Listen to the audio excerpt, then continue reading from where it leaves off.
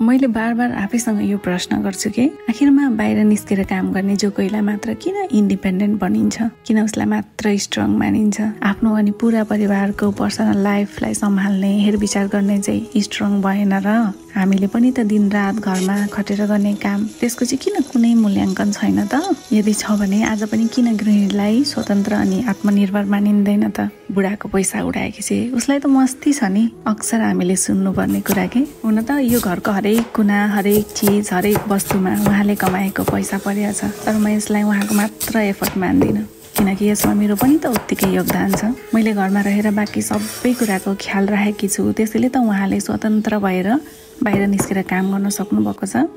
बिहान सबैभन्दा चाँडो उठेर भगवानलाई धन्यवाद गर्छु।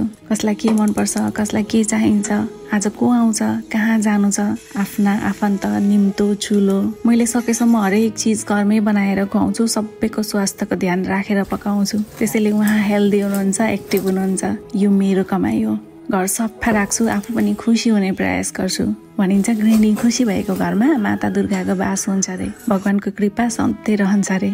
सोच्नु न, घर अस्तव्यस्त देखेर मन प्रसन्न नहुँदा यहाँले मन लगाएर काम गर्न पो सक्नुहुन्न थियो कि। हो, पैसाले वस्तु किन्न सकिन्छ, तर खुसी सकिन्न। आमा बुवा बच्चा पर पाहुना अनि हामीलाई के कतिखेर चाहिएको छ त्यसको म्यानेज त मैले गरेको छु नि। यहाँ पनि त तपाईँलाई स्वतन्त्र राखेको छु। हो, मैले घर सम्हाल्छु, त्यसैले बाहिर निस्केर मन लगाएर फोकस भएर काम गर्न सक्नु भएको छ। उहाँले पाएको प्रमोसनमा मेरो चाहिँ कन्ट्रिब्युसन भएन र। हो, यो मेरो कमाइ हो।